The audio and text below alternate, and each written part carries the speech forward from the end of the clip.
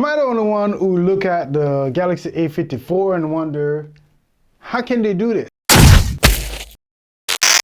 Hey guys, Colin here from CH Gadgets, and just in case you're wondering what I'm talking about, the A54 is Samsung mid-tier smartphone, priced as a mid-tier phone, but it has all the aspirations of a true flagship. So here are 3 examples of exactly what I'm talking about. Started with the first time I got this thing in my hands. I had to do a serious double take because this thing was giving me real flagship vibe. The new design not only looks premium from almost every possible handle, it also gives the same in-hand feel that I would typically get when I'm holding the S23 or S23 Ultra. The A54 now has this glossy finish on the Gorilla Glass and a matte edge around the frame that gives it a way more premium feel than the previous gen A53. They also ditched the cheap budget looking camera island for the more premium looking floating camera setup that you will find on the more expensive S23 line, which really cleaned things up and improved the overall aesthetics of this phone to make a really affordable smartphone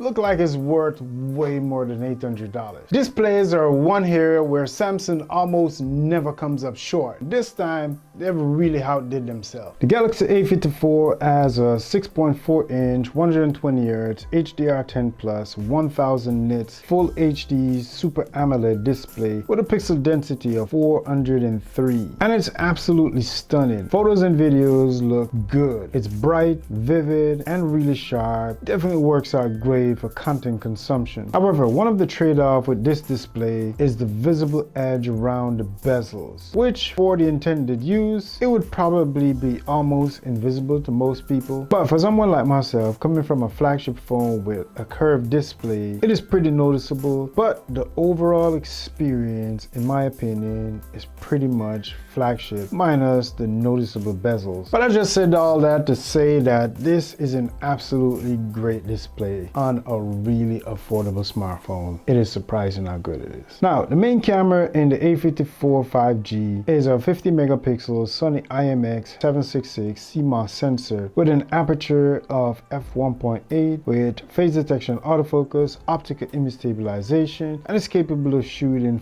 4K at 30 frames per second, along with a 12 megapixel ultra wide angle lens that has a f2.2 aperture and a 5 megapixel macro lens. Real question, let me know down in the comment section. Do you actually use these low megapixel macro cameras to shoot macro photography? And if so, also tag me in some on IG so I can see some of those shots. Maybe I could start using these macro cameras often. And the selfie camera is a 32 megapixel Sony IMX616 CMOS sensor with an aperture of f2.2, capable of shooting 4K at 30 frames per second, 1080p at 30 and 60 frames per second. And you also know 720p and the like. And as you can see, it's a pretty basic camera system in a mid-range phone. And to be honest, because of the mid-range nature of this phone, I was kind of expecting this camera system to be meh or so-so, but this thing actually surprised the heck out of me. Photos and videos look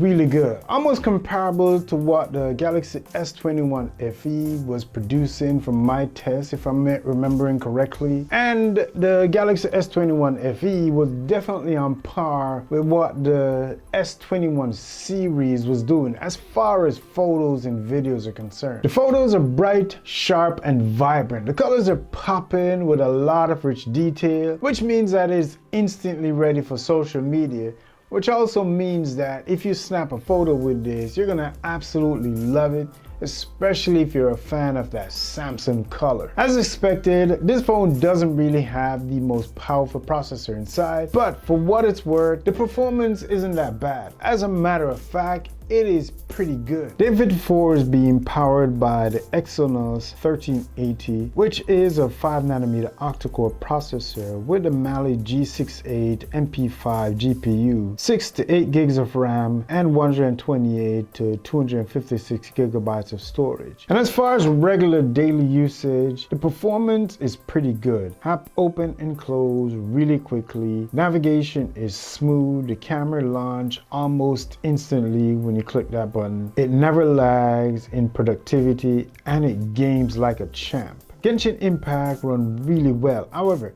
I did notice a few drop frames after a long session when it started getting really hot, but those drop frames were far and few between plays. It's really interesting how they just leapfrogged from the A53 to the A54 with so many new improvements, making it feel almost like a completely new line of phone. These new improvements definitely gives this an edge over a lot of phones in its price class and make it feel like a much more expensive flagship device. So check this out. The design makes it feel like a flagship. The IP68 water rating is not common in mid-range phones like these. This Super AMOLED display is probably the best in class as far as this price point. Bright, vivid, 120 Hz at refresh rate. It's color balance. You get 5000 mAh battery with 25-watt wired charging. No wireless charging here though. But the battery performance is really good. A relatively fast in-display fingerprint scanner. It supports 5G, Wi-Fi 6, NFC, expandable storage with a micro SD card, and the best part of all, it has a very good main camera and a nice selfie cam with all the cool software features that Samsung has to offer. Just based on the amount of work that Samsung has put in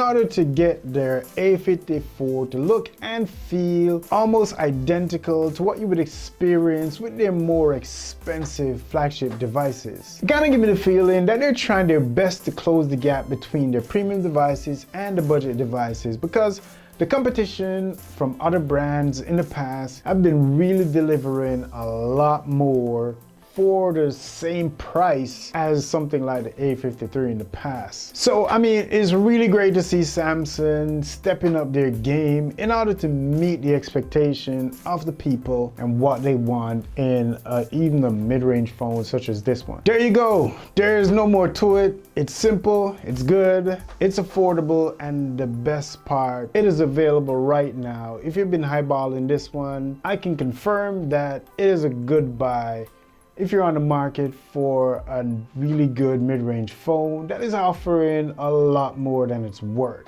If you want one for yourself, you know what to do. And just remember to click the like button on your way out and leave a comment down in the comment section for the YouTube algorithm god, because they like comments. That's all they eat for breakfast, lunch, and dinner. So leave your comments. Let me know what you think about this one. Let me know if you got this one and what you like.